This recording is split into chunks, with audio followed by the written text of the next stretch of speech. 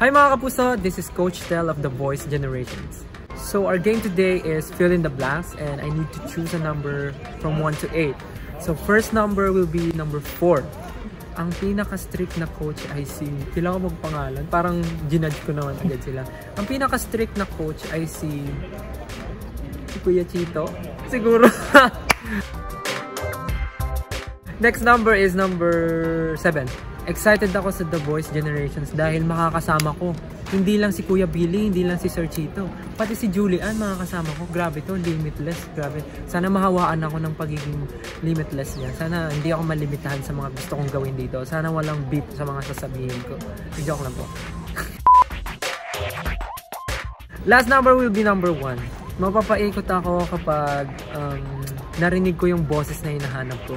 Yung, alam niyo po yun, yung boses na hinahanap-hanap ko. Yung masarap pakinggan, pero alam ko yung pinaghuhugutan at nararamdaman ko yung bawat lyrics na sinasabi niya. Yung tagos sa puso. Yun. Boost.